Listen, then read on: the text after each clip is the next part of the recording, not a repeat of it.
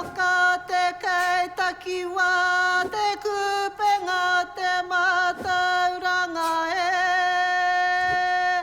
Rere atu taku reo ki ngā tihi tapu o te kei takiwa nau mahaere mai. Taranaki mau ngā heke tonu mai whanganui whakawhiti atu rā ki te ahuriri, ka hurana ki nau mai piki mai Here tau ngā hauku nui tēnā koutou piri tonu mai, te whakaori rangitāne, kei aku mana nau mai, piri mai rae.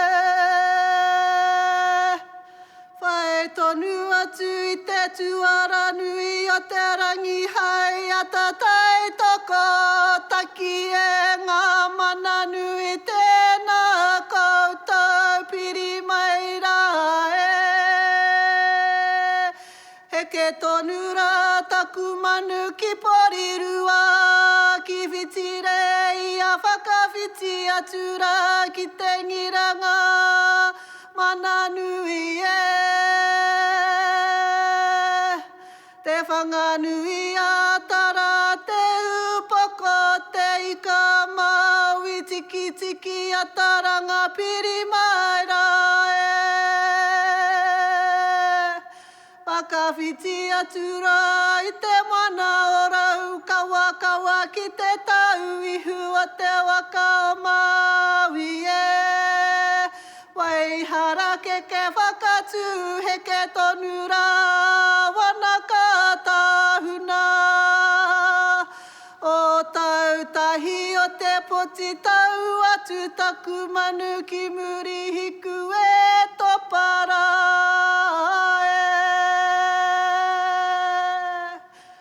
Hoki tonu mai taku manu kōrero ki te mahau o tōku whare wānanga tēnei rā te reo whakahei o te kei takiwa te wānanga o Aotearoa piri mai rā koutou Maranga mai rā kui mai koromanga te taruru o te waiti nei O ki wairua mai rā ki ngā uri whakaheke o te rā nei Ka wea mai rā o koutou tini ma te karahui mai rā ki te papa Kia mihia, kia tangihia rā tau Ngā whetu matarau o te pōtai noa mai ki te ao marama ko koutou rā arahine i ngā kura momoho te rā nei Tēnā koutou ke ngā kura tongarere wā o te wānanga o Aotearo piri mai rā ki te pai o angitu Tēnei te aroha rere aro rangi rā ki a koutou tonga ki ngaki ana ki te kaupapa Kai aku whakatike piri mai nau mai rā, hiri mai rā Rarau mai rā taku manu kōrero ki ngā tohu nui o tā whiri mātea Te haumariri hono tahi ai tātou Kia whakanui koutou Whakatau mai rā ku manuku rā E tipu te aru i te pū ki te rea ki te pūkenga. Ko te aru i te koronga, i te hiringa ki te wānanga. Ko te wānanga o tāne nui ārangi o tāne te wānanga ārangi e heke. E heke te mahara ko te mahara i te kaua i runga i te kaua i raro. E ko mahara rua nuku e tāne matua. Tāwhia tā maua ki arua i te pukenga ki arua i te hora hora. Ka pupuke ka hihiri o mahara ki arua i te wana wana ki arua matua take take o tāne. Oi ko te hiringa i te mahara ka whakahorotia. Hau hau nui hau hau roa ki te pū o te taringa. E ko ngā taringa o rungo mai taha nui o rungo mai taha rangi o tūpai whakarongo wānanga. Oi whiwhia oi rawea oi tā maua. Tā maua te kurahuna hui te mārama hui te ora. Ki te nei au ki te ao tūroa e rua tau e re hua. Larau e, larau. Rānia te rangi e tū nei, rānia te papa e takotone. Rānia ngā kā waikua ui ui mai ki tēnei Puāwaitanga. Te tangi mai a te manu nei a te kō korimako i te ata tū ka takatū. Ka takatū ki tēnei ui ui ngā tātou, ki te atamira e tū nei, kei ngā tauira, kei ngā wānau, kei ngā kaiako, tēnā koutou, tēnā koutou. On behalf of Te Wānanga o Aotearoa and tū matakahuki ki te kei takiwa, we'd like to welcome our tauira to graduation 2022. 2021 has been a uniquely difficult year. You have managed online delivery, other disruptions, and you've still been able to continue your study with your whānau, and you're here today. For some of you, this is the first time that you have graduated with Te Wānanga o Aotearoa. For others, this may be another opportunity for you in your learning. But definitely, it is the first time for Te Kei Takiwā, for online graduation, of which we bring to you today. E ngā wānau, e ara taku toa i te toa takitai, engari he toa takitini taki manoe. To those of you who support and have supported your whānau during wānanga, during noho, taking care of whānau and family and tamariki, we'd like to thank you, and on behalf of Te Wānanga o Aotearoa, tēnei mātou e mihi. O tira, tēnei mihi ki a koutou kei ngā kaiako. Koutou e poipoi, koutou e taunaki i ngā tauira. At this time, on behalf of Tū Matakahuki, we would like to acknowledge our kaiako and those who have taught tirelessly and have adapted and adopted the new way of learning during the pandemic. Koutou kei ngā pauako, tēnei mātou katoa e mihi ana. O tira, ko aku kupu whakamutunga ki a koutou, kei ngā ika a iro, o tira ngā pia, ngā tauira, ka puta i te rangi nei, i tā koutou Puāwaitanga. And lastly, I'd just like to acknowledge again to our tauira who are graduating today, who are celebrating today. We at Te Wānanga o Aotearoa, Te Kei Takiwā, celebrate with you. Turuturu o iti waka maua kia tīnā, ui e, tae ki e.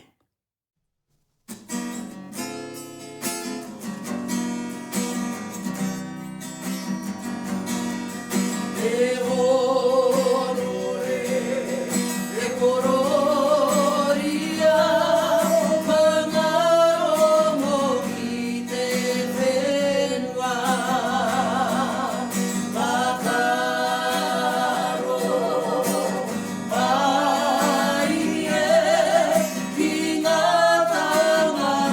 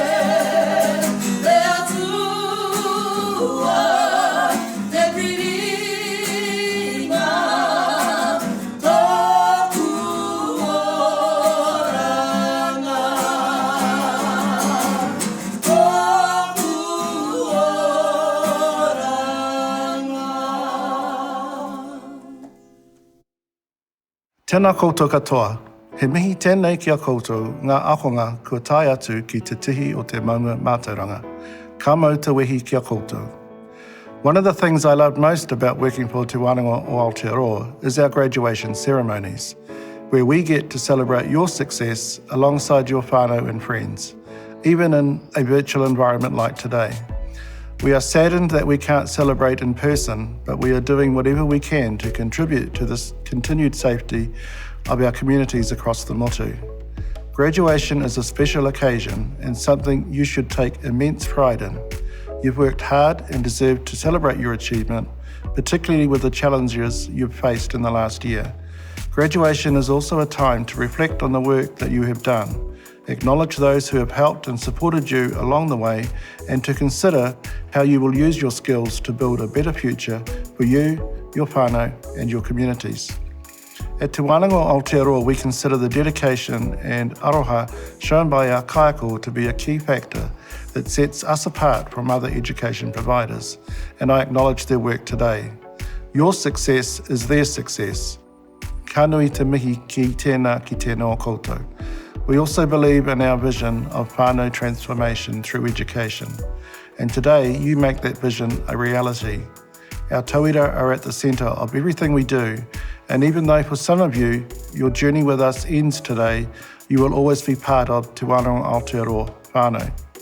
Your success today will create opportunities for more learning, and I encourage you to embrace those with open arms.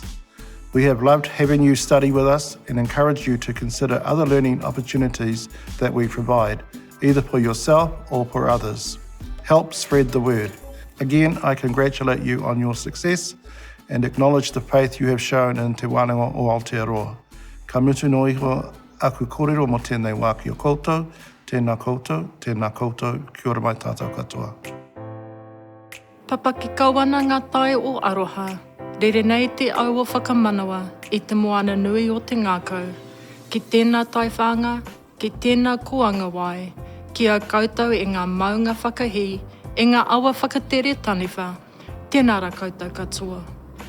It is my absolute privilege to acknowledge and welcome you all to today's unique graduation ceremony and to offer my sincere congratulations to you and your whānau on your graduation from Te Wānanga o Aotearoa. As the chair of Te Mana Whakahaere, I take great pride in each and every one of you and the very real changes many of you have made in your lives.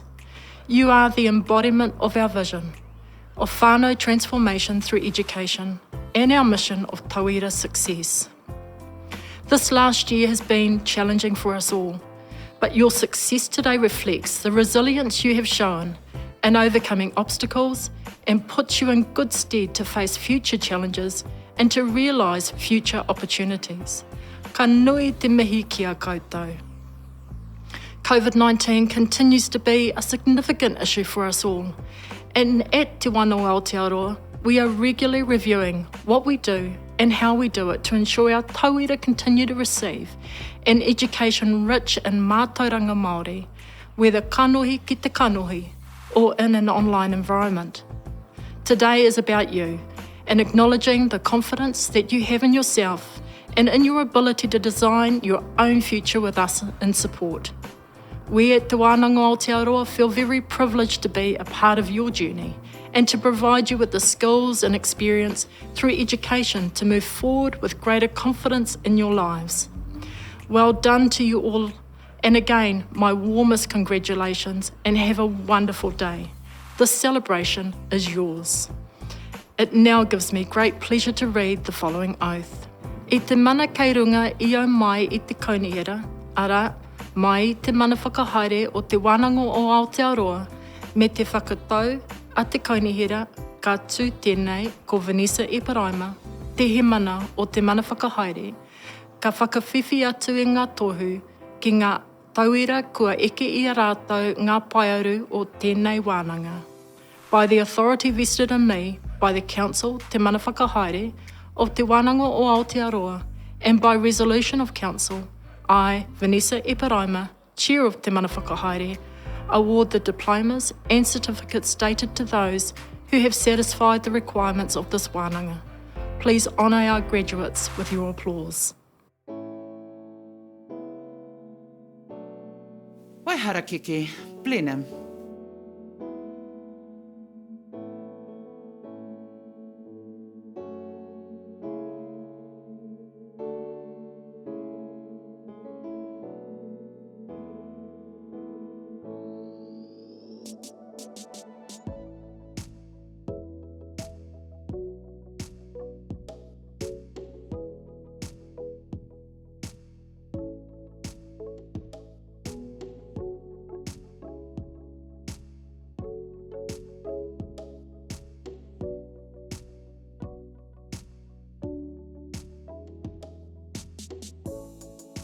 Waiharakeke, Blenheim.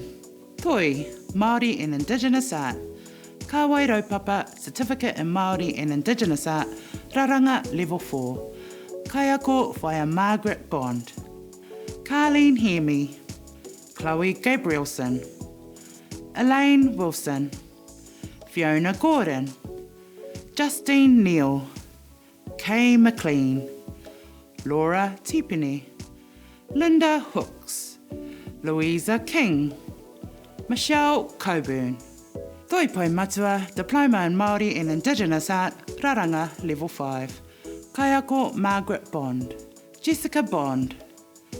Jessica Tuaro. Pare Puketapu. Sandra Witherspoon. Susan Boniface. Thomas Reed. Te reo rangatira Māori language, te ara reo Māori, he pika pao, Level 2, Kaiako Whaihine Bartlett, Kaiawhina Emma Barker, Adriana Akaya, Anthea McDonald, Bessie McCabe, Connie Douglas, Debbie O'Connell, Diane Cooper, Duncan Bond, Elliot Ettridge, Elizabeth Nash, Glenn Ashworth, Heather Barnes, Jane Forrest Waghorn, Jennifer O'Donnell, Jill Van Anderen, Casey Crawford Wilson, Katie Lang, Kelly Prince, Kerry Burfoot, Ma'ara Ave, Miriam Radich, Nicola Elsa, Nicola Etridge, Piata Pānoho, Rachel Quigley, Raymond O'Connell, Rosemary Shellcrest, Serena Ibutston, Shelley Lintott, Sonia Davies, Sophie Priest, Sophie Matthews, Soraya Walker, Hubert McDonald.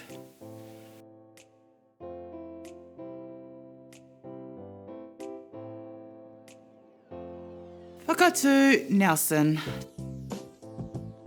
Te Ara Whānui Business. Certificate in Money Management, Level 3, Kaiako Stuart Pope. Alicia Pyers. Ashton Havoc. Benjamin Krull. Chung Wang. Heike Voigt. Hui Zhang. James Turner. Jaden Pyers. Junkie Lee. Kate Nichols.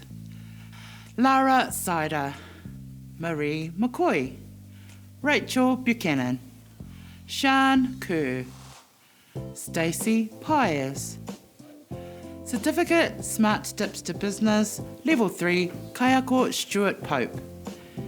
Adam Gray, Alicia Pyers, Angela Marshall, Bryn Peterson, Chong Wang, Diana Wood, Elizabeth Hurst, Emma Cracroft Wilson, Estelle Wilson, Hannah De Castro, Hannah Lovell, Hayley Reid, Hui Zhang, Jamie Ashbecker, Janelle Hargood Codwallader, Joanne Turner, Zhang Ki Lee, Karen Howison, Kayla Painga, Christopher Lovell, Christy Kippel, Muir Ishara, Michaela Harvey, Nadia Marshall, Nathan Kelly, Nisa Porter, Paige Rowe, Toby O'Donnell,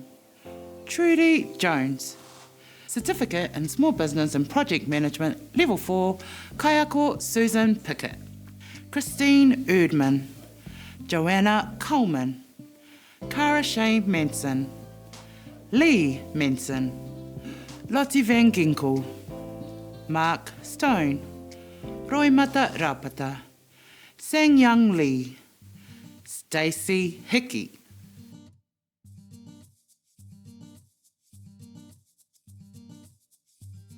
Ōtautahi Christchurch.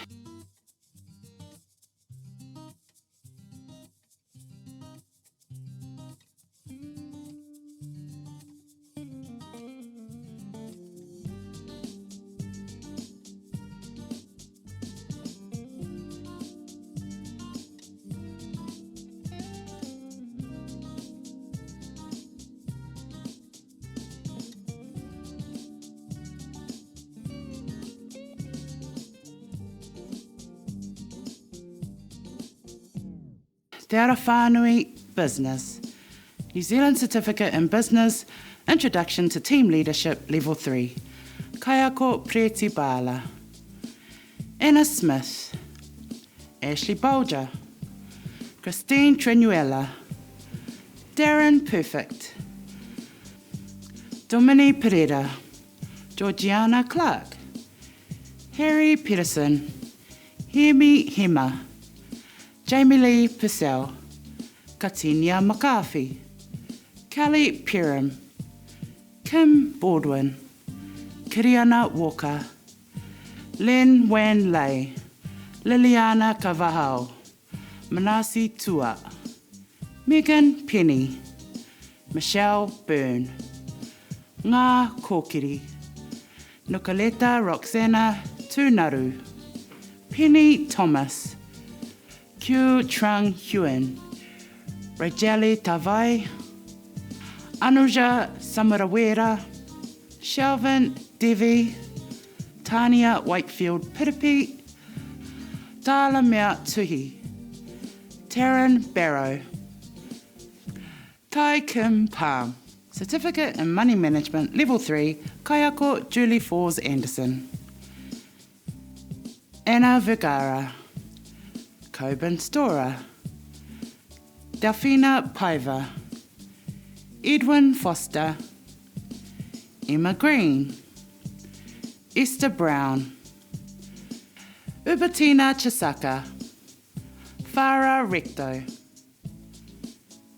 Hinemoa Gray, Jake Skinner, Jardine Beecroft, Jonathan Peters, Julie Wang, Kasana Melesio, Letitia Marchand, Lisa Barron, Mary Bainon, Maxine Temomo, Missy Cookie Pepper, Morgan Brown, Mosmet Nahar, Nadia Warmanhoven, Nikolai Tretiakov, Patricia Morillo, Pauline Adre, Rebecca Polachek, Rhea Harnett, Samasoni McCarthy, Timothy Davenport, Trevor Poko, Ulala Barnes, Yu Lu. Certificate in Small Business and Project Management, Level 4, Kayako Julie Fours Anderson, Agath Stoll, Aimee Amano, Alexander Karasulis, Amanda Perry, Amy Knudsen, Anna Vergara, Anastasia Simon, Angela Harvey, Anna Churnside, Audrey Chevlet, Ben Croning, Bethany Baldwin Chambers, Brendan Carroll, Bronwyn Evans Thompson, Cameron Hugevorst, Camilla Aland, Cara Wild, Carol Mikulisic, Carolyn Ramdor, Catherine Ross Smith, Chantel Batchelor, Cynthia Adils, Cody Newman, Danielle Williamson, Darren Ratana, Darlene Hurd, Delphina Paiva, Duncan Church, Edward Armstrong, Edwin Foster, Alicia Wilson, Esther Brown, Ferdinand Ursua, Francis Tukuafu, Gary Arthur, Graham Tyndall, Hamish Southcott, Holly Filmer, Jacqueline Philp, Jamie Peck, Jardine Beecroft, Jason Barr, Jessica Wolfe, Jessica Walker, Jessica Framos, Jai He, Joanne Knudsen, Jonathan Peters, Jordana Shortall, George Purgley, Julia Castles, Julia Moore, Julie Wallace Cooley, Carl Smith, Carl Harker, Katarina Tohovaka, Katrina Moore, Laura Clements, Lavinia Pohatu Johnston, Leanne Te Hatu Pomare, Makia Uriaro, Manon Sellier, Martine Hiko, Matthew Doig, Matthew Cossey, Matthew Callahan, Melissa Cawes, Michael Winslade, Michelle Carroll, Millie Morgan Petrie, Moana Nui o Kiva Huba, Natalia Spall, Nere Renata, Nicola Berry, Patricia Morillo, Paul Mowat, Portia Tamala, Q Huang, Rachel Johnston, Rachel Parison, Rebecca Hart, Richard Williams, Roger Osorio, Ruth Urswa, Sarah Grace Muir, Scott McLeod, Scott Clifford, Shannon Wedowich, Cherie Foster, Simone Vanderlem, Subin Rajbanshi, Suk Gale, Tibrat Wu, Tina Kingy, Tina Hillier, Tiziana Bordini, Tracy Fenton, Vanya Diamond, Vicky Koch, Whakatū Mo, Yanina Nani. Diploma in Small Business and Project Management Level 5, Kayako Julie Fours Anderson, Adriana Martinez, Alice Maxwell, Ashley Hull, Bati Jassel, Brent Gosling, Campbell Banks, Cassandra Johnson, Charlotte Maguire, Corey Carr, Declan McAndrew, Emily Marshall Roche, Hadassah Top, Holly Gaskin, Isabella Roke, James Fleck, Jan Sekihara, Jasmine Thompson, Jason Pye, Gemma Mitchell, John Durley, Joseph Sutton, Katrina Earle, Katie Haynes, Kayleen Fenton, Kelly Maguire, Khalid Salah, Kirsty Forrester, Leanne Smith, Lily Williams, Linda Berryman, Lydia Franklin, Marilyn Suchley, Moira Murphy, Nikita Thompson Banfield, Olivia Woodward, Rachel Fern, Rebecca Robertson, Raisif Amzad, Robin Warburton, Samuel Johnston, Sarah Johnson Stark, Saziah Salim, Seo Sua Mo, Stacey Mills, Serinda Guglani, Terence Donaldson, Teresa Tamala, Tracy Murphy, Veronica Higaris Gasper, Wayne Savage. Toi, Māori and Indigenous Art. Toi Maruata, Certificate in Māori and Indigenous Art.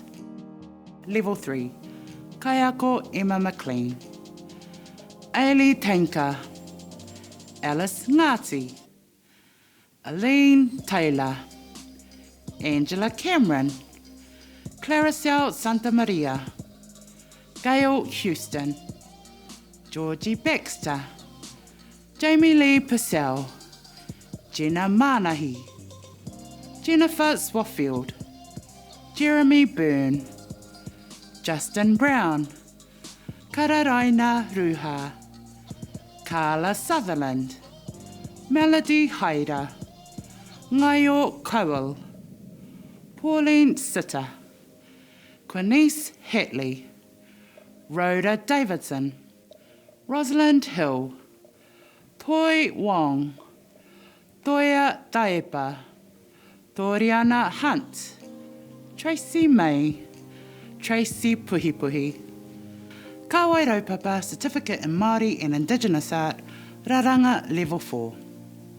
Kaiako Sue Tipini, Alice Downey, Cherie Arnold Te Māori, Christine Weir, Eleanor Holden, Amarina Watson, Irina Telford, Hayley May, Honey Wade, Jemima Stagpool, Karen Presswood, Louise Blakemore, Maggie Riki, Marie Pete, Ngā Waiata Ho, Sarah Pavlovich, Teresa Anderson. Toi pai matua, Diploma in Māori and Indigenous Art, Raranga Level 5, Kaiako Morehu Fluti Henare, Aroha Rikas, Bridget Robilliard, Diane Dahan, Emma McLean, Evelyn Whitaker, Janet Wynne, Juanita Huani, Karen Neho, Marie Daifu, Marlene Fox, Philippa Hines, Rokohe Hallett, Robin Sutherland, Sonia Luchis, Teresa Cunningham, Ratonga Papori, Social Services, Manaaki Tangata, Certificate in Bicultural Social Services Level 4, Kaiako Gayleen Stevens, Anne-Marie Turner, Deborah Lewis, Joanne Smith, John Wetherall, Mafa Whaalongo,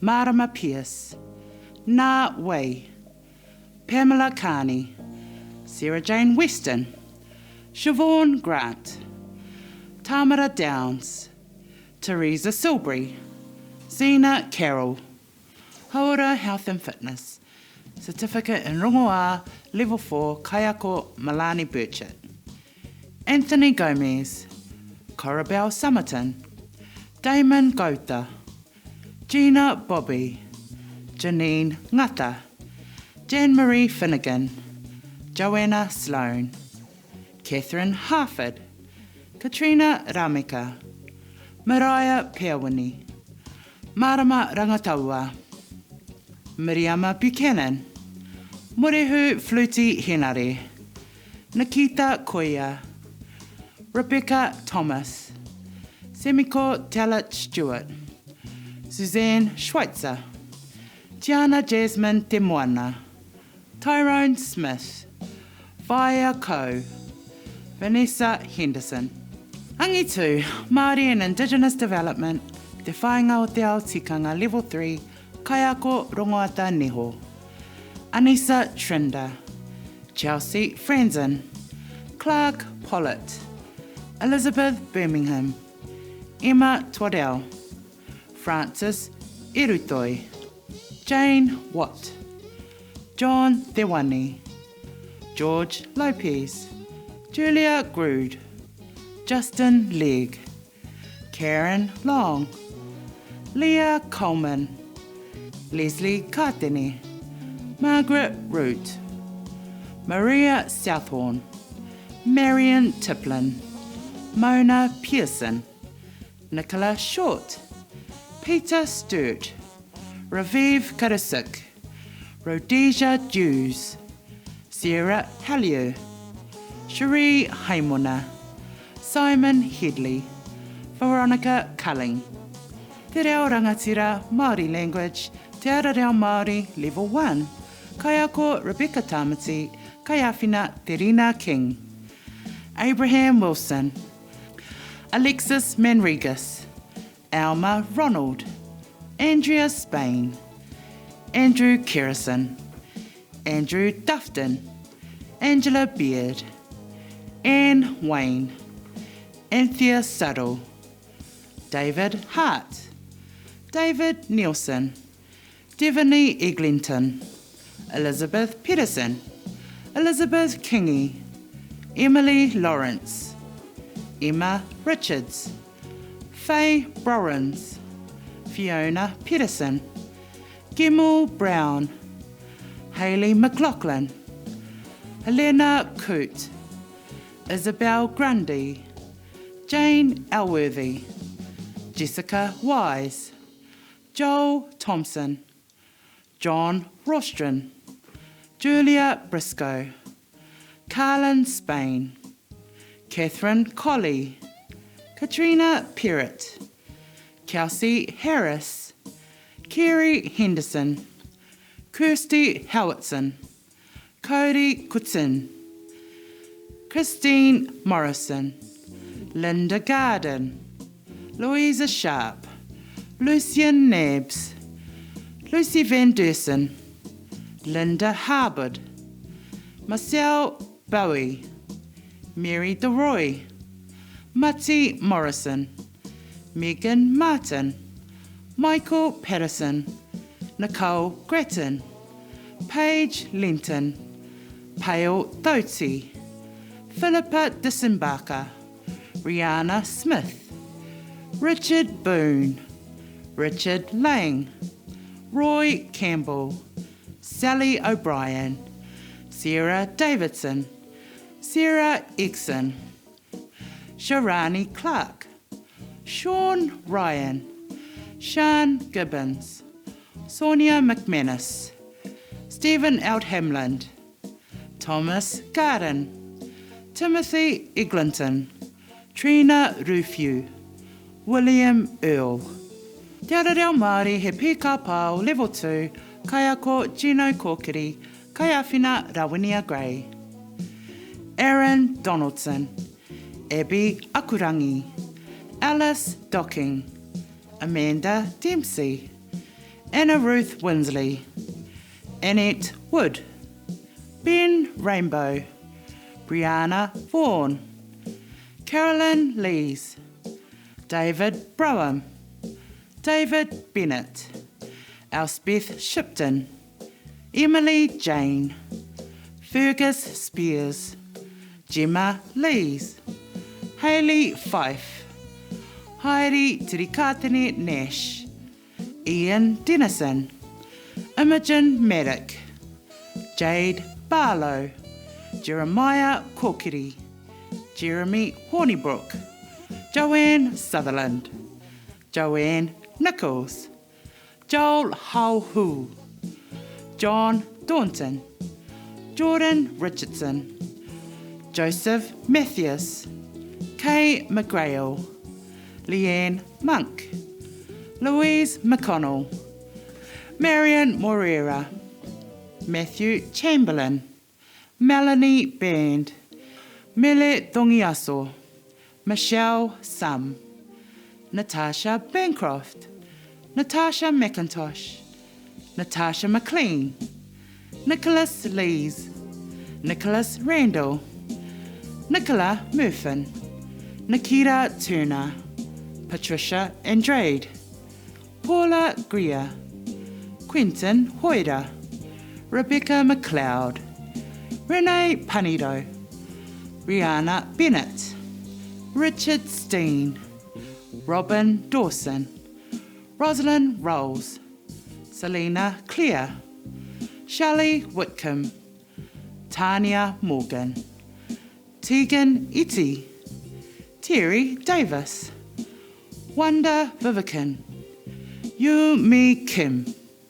Te ara reo Māori he pīkapau level 2, Kaiako Eleanor Brown, Kaiawhina Rawinia Gray, Anna Harrison, Anna Burke, Anthea Davidson, Charlotte Cottrell, Connor Clark, Dale Shaw, David Rowland, Gail Lowe, Jan Hobbs, Carly Hobbs, Kimberly Milner, Mark Youthard, Micah Heath, Ngarie Worsley, Nicholas Wollaston, Olivia Sylvester, Patrick Davey, Rachel Osborne, Sarah Jane Norris, Sharon Martell, Tarina Stewart, Vivian Ecker.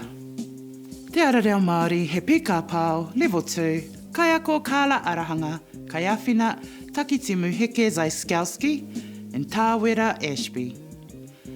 Aidan Houlihan, Alison Palmer, Anna Meehan, Annie Alice Garland, Belinda Van Norden, Belinda Roberts, Kane Taufare, Caitlin Harpeta, Caroline Ainsley, Caroline Morton, Karsten Orr, Catherine Cox, Corey Conrad, Damien Mackey, Diana O'Byrne, Deirdre Richardson, Digby Prosser, Donna Lee Quinn Chan, Elizabeth Cagle, Eugene Dickey, Gaynor O'Mary, Imogen Lomax, Jackie Benta Lynch, Janet Jones, Janine Saunders, John Dawson, Judith Prosser, Julie Blackwell,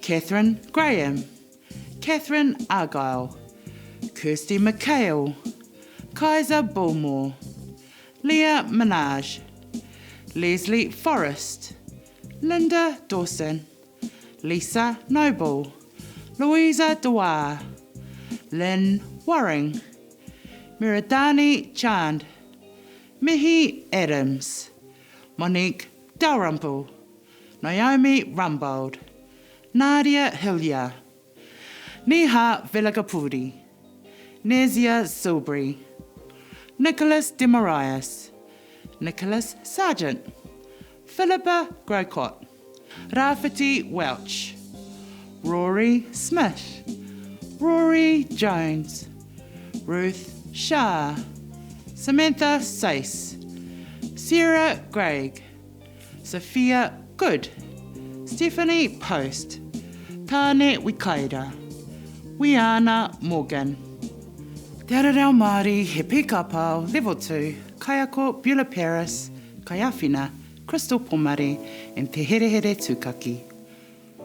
Alice Webster, Amelia Page, Amy Lee, Anissa Waisu, Angelica Oliver Maxwell, Bruce Fraser, Caleb Ward, Carol Church, Christopher Ansley, Christopher Brett Kelly, Claire Ruru, Erin Bensley, Feng Quinn, Gerald Pierce, Ina Johan, Isabel Pascoe, James Long, James Rapley, Jane England, Jason Hatton, Jennifer Cato, Jessica Heaton, Karen Clark, Katie O'Loughlin, Kelly Davis, Lavinia Kingi Kowi, Lewis Wihungi, Mackenzie McIntosh, Mark Scully, Matthew Hobbs, Michael Joblin, Morgan Couch, Nawal Hussein, Nicola McDowell, Olivia Wong, Patrick Nichols, Pauline Trethan, Philippa Buckley, Ralph Spark, Rebecca Hicks, Ripa Walker, Rowena Dalziel, Robert McInnes, Rosie Elliott, Ruth Reed, Sally Shelton, Sonia Carpenter, Stephanie Owens, Tamara Pui, Tanya Cobb, Thomas Dose. Te reo Māori he pīkārere level 4, Kaiako Eleanor Brown, Kaiawhina Takitimu Heke Zaiskowski, and Te Here Here Tūkaki.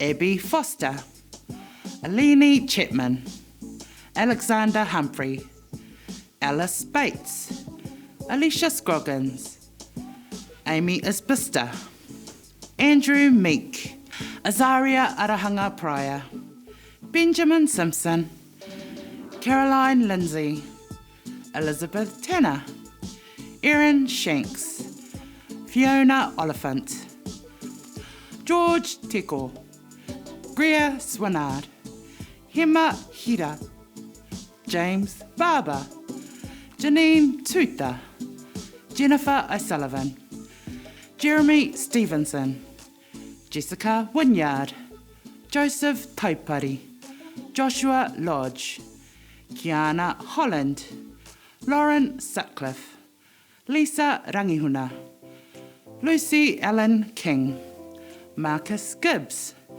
Marianne Morrison, Matthew Barlow, Melanie Fairweather, Michelle Yontoni, Miles Maihi, Ohinemuri Williams, Pairama Moon, Rhonda Douglas, Sarah Bennett, Sophie Roberts, Stephen Brett, Danita Bidwa, Tanya Schwarm, Taryn Ryan, Tūtaki Christensen, Waharai Waitohi, William Deata.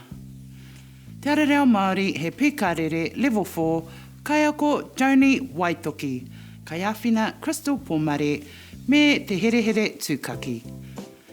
Adam Gardner, Alec Wesley, Alicia Manihira, Anne Passmore, and Taisha O'Connell, Aromia McClay, Aurora Smith, Brittany Joblin, Callum Samasoni, Cara Meredith, Catherine Coops, Cecile Delarue, Christina Daly, Claire Stevenson, Claire Marshall, Cody Smith, Desiree Edmola, Emma Reid, Erin Beamish, Fiona Barnes, Gabriella Farah DeWitt, Gillian Macbeth, Jacinta Thorpia, Jessie Harding, Gillian Hawkey, Joshua Heke, Julia Pohatu,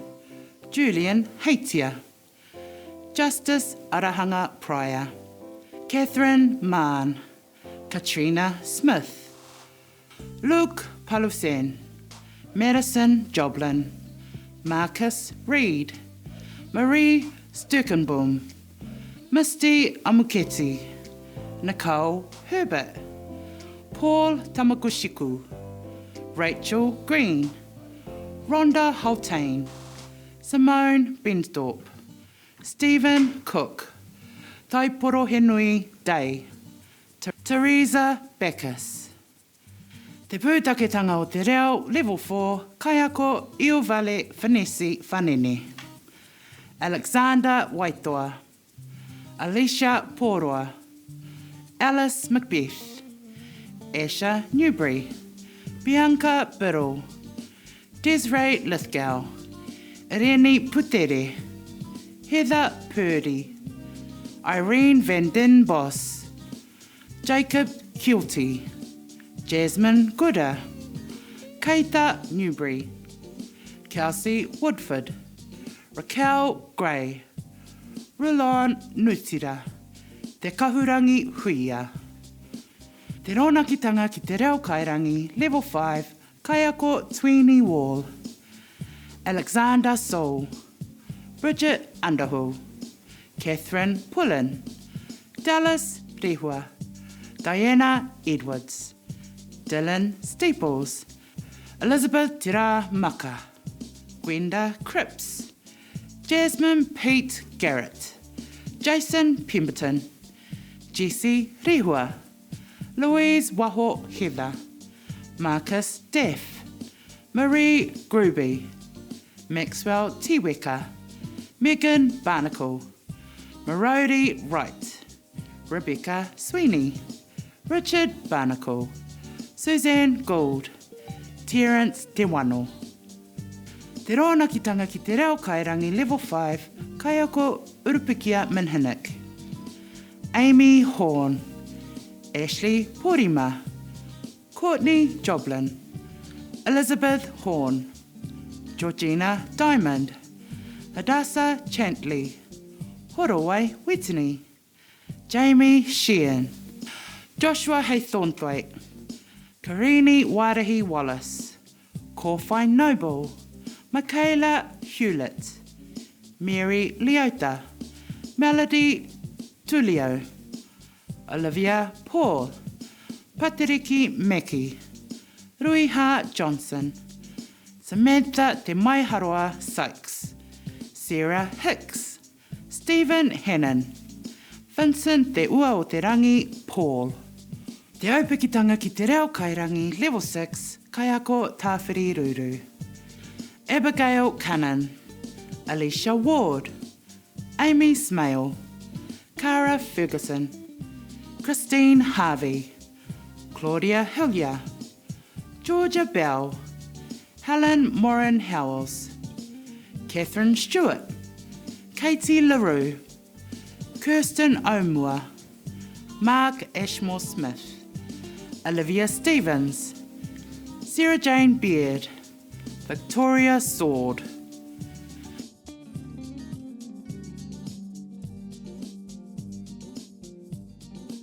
Wanaka in Tahuna, Wanaka in Queenstown.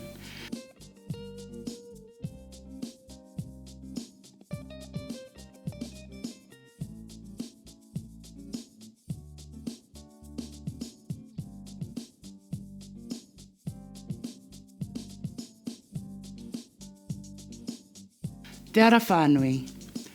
Certificate in Money Management Level 3, Kaiako Milray Bell. Anna Pelego, Angus Burrell, Carmony Field, Catherine Rogers, Christina Sinclair, Diva Jacobson, Alyssa Hummich, Emily Menzies, Erin Murdy, Fergus Brebner, Finlay Johnston, Gina Ursua, Gregor Weir, Shang Ting Huang, James White, Jason Ricken, Jai Pune, Joke Disjout, Joseph Wadsworth, Catherine Ashmore, Lydia Craw, Maria Fredatovich, Matthew Clark, Michelle Stover, Naomi Gemmell, Nicholas Steenson, Rihanna Shepherd, Renata Furtado, Sarah Clark, Tessa Henderson. Certificate in Money Management Level 3, Kaiako Peter Waka, Anna Gilbert, Anne-Marie Meisen, Annette Seddon, Barry Sullivan, Bradley Franks, Carla Neves, Chelsea Swan, Danielle Engel, Dot Lane, Elaine Vivian, Emily Fleming, Emily Kate Hogan, Emma Rebick, Hannah Kelly, Henrietta Forder, Ian Burt, Jacqueline Quinn, James Berryman, Jason Lane, Jessica Rathkin, Jessie Kelly, Katerina Sema, Makoto Bakani, Laura Nicol, Lindsay Aitchison, Lucy Kalauskova, Milane Clifton, Marina Alvarez, Melissa Hims, Penna Chum, Paula Conchioro, Renee Brown, Sarah Mefra, Sonita Pitch, Susan Slee, Whitney Hamby. Certificate in Smart Steps to Business Level 3, Kayako Milray Bell, Alex Florin Kimpin, Amy Keppel, Anna Pelego, Angela Winton, Angela Jones, Bethany Lancaster, Brendan Kitching, Chris Aitken, Courtney Kieran, Dylan Sadowski-Sinot, Elizabeth Doubtfire, Emily Beaumont-Zobel, Ezra Jackson, Gina Ursua, Hayden Masters, Hayley Galbraith, John Wright, John Hart, Julie Cooper, Leslie Patterson, Ma Baldo, Madeline Burley, Martin Travage, Megan Taylor, Nia O'Connor, Renata Furtado, Sarah Fontnot, Sarah Clark, Simon Taylor, Sophie McBride. Certificate in Small Business and Project Management, Kayako Peter Waka, Amy Dorr, Anne-Marie Meisen, Bridget Tepper, Carla Neves, Charlotte Jones, Daniel Sim, Danita Harry, Edvaldo da Silva, Gareth Watt, Geraldine McMillan, Henrietta Forder, Jane Hamilton, Joyce Tieran, Laszlo Bata, Marta Aiza, Nora Zinesny, Paula Conchioro, Roldo Santos, Sophie Boxley, Stanley Simpson Wells, Stephanie Williams.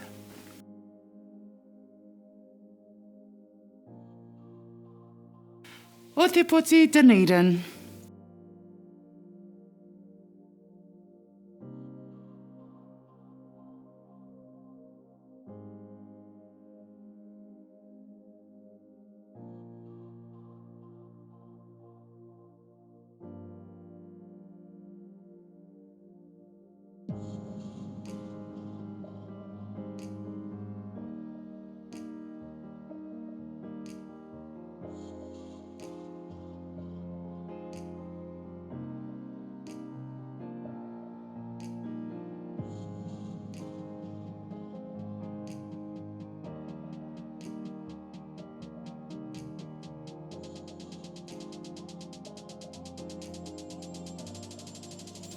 Toi, Māori and Indigenous Art.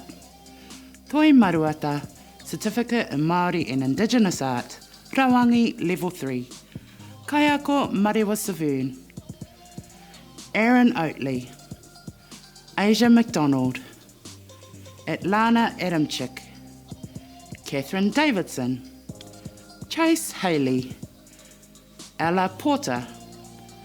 Grace Davidson. Hannah Reid, Hayley Smith, Jacqueline Eels, James Karaha, Jennifer Rowe, Catherine McCracken, Katia Bunky, Kimberly Karaha, Kovido Merrick, Lana Aaron, Leslie Tiller, Maureen Cribb, Melissa Crow, Monica Venstrick Urquhart, Monica Tromp, Nicholas McLean, Pamela Murray, Rebecca Lorraine Kinniston, Rex Reihana, Rita McDonald, Te Reinamu Hakupa, Yasmin Novak, Zoe Morehu. This posthumous certificate is awarded to Adam Rowe. Kāwai Raupapa Certificate in Māori and Indigenous Art, Rawangi, Level 4, Kaiako Heramahina Ekitone. Manurere Kiriona, Devonshire. Mark Tūmaru. Michelle Reedy. Moiwai Marsh. Patricia Bennett. Reitu Cassidy. Ruby Phipps Black. Tanea Brown. Toipai Matua, Diploma in Māori and Indigenous Art, Rawangi Level 5, Kaiako Heramahina Ekitone. Jan Gao. Julia Anson. Melissa Gray. Angitu Māori and Indigenous Development. Te Whāinga o Te Ao Tikanga Level 3, Kaiako Alex Whitaker. Amandine Sabadell. Anna Carr. Anna Marie Murfin. Balaj Kiglix. Brendan Brown. Elodie Desrosiers. India Sawyer. Jemima Smith. Jodine Heppy. Catherine McCracken. Katia Bunky. Kayleen Solomon.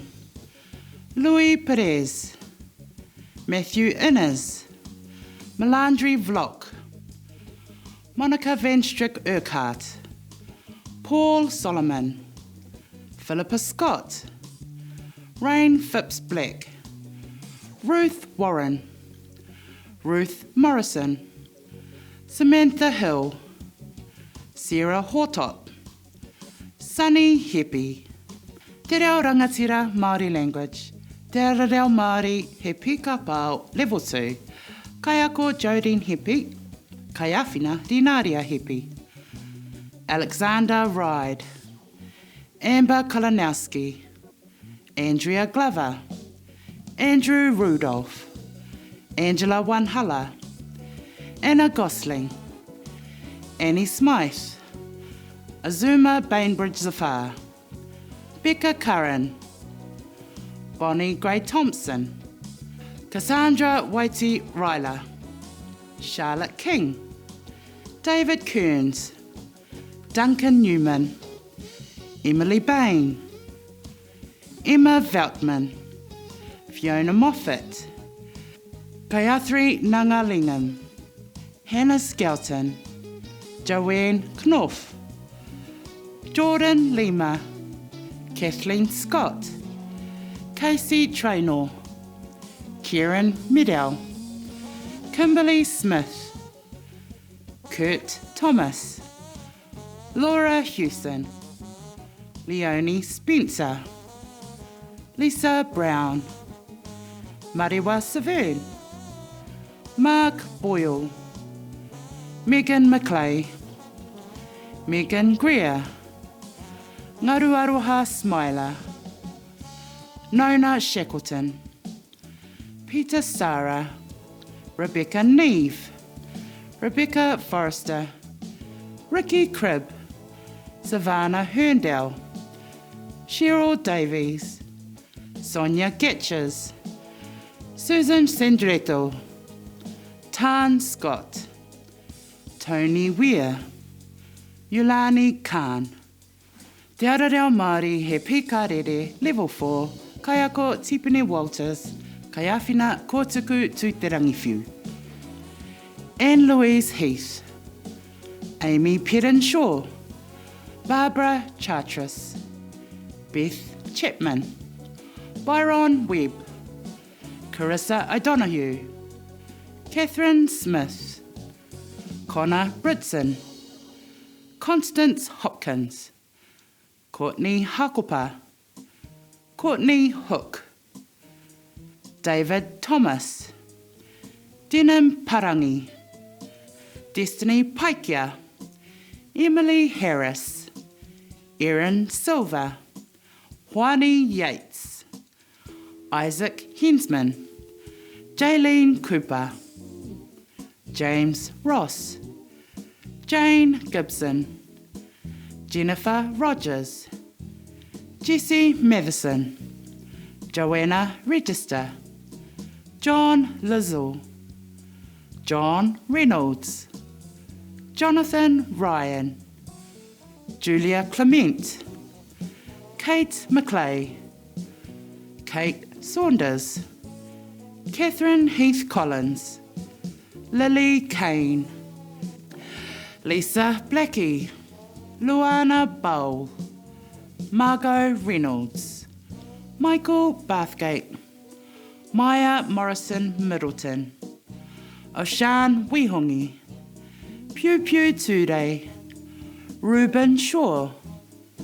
Rewa Penny, Richard Kupinga, Rosa Cameron, Cherie Griffiths, Siobhan McKinley, Tale Anderson, Tara Thomas, Teresa Bowen, Thomas McKinley, Tia Winnikere, Victoria Pierce, Yvette Hall, Zoe Whataro.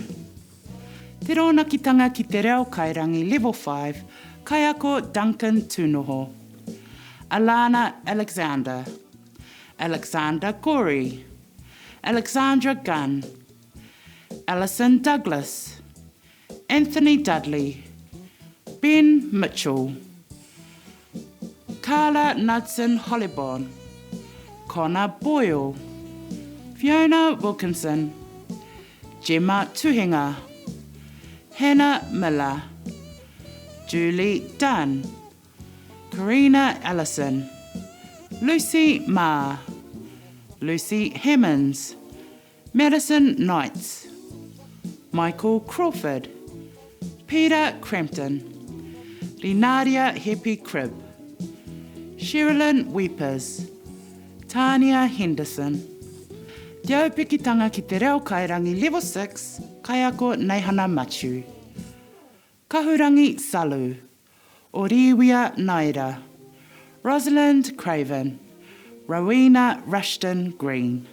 Te pēnakitanga ki te reo kairangi Level 7, Kaiako Keanu Eiga, Audra Tepa, Craig Hall, Dion Adams, Harlem Uliti Collins, Isaac Smiler, Maya Tate Manning, Melissa Stojanovic, Nicholas Sinot, Nico Reti Beasley.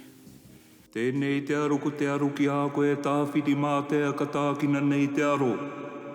Ko te aro turu ki ora, ko te aro tāwhai ora ki e nei taura, ki e nei tauira. Houa ki runga houa, ki raro houa ki te tini o Parawera Nui. O hopu te toki, aumi e hui e, taiki e. Ko te aho kārapa, ko te aho kā mau. Ko te aho tau I arangi parauri, rangi tamaku, tā puhi kura huru tā rangi. Ara mai rā tonga nui kā ea, ko Parawera Nui, ko te tini o apu. He hau atua, he hau tipua, he hau ora nā hau tō tāwhiri mā te a whāno, whanake, tū mai te toki haumi e, hui e, taiki e.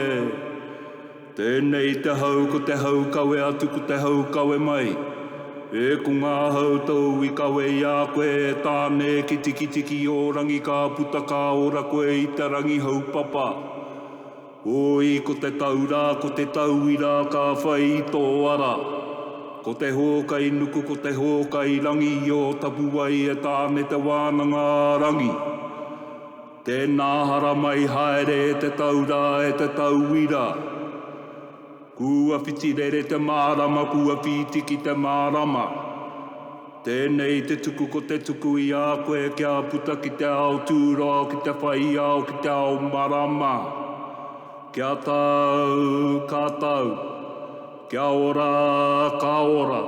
Rarau mai te toki, haumi e, ui e, taiki e.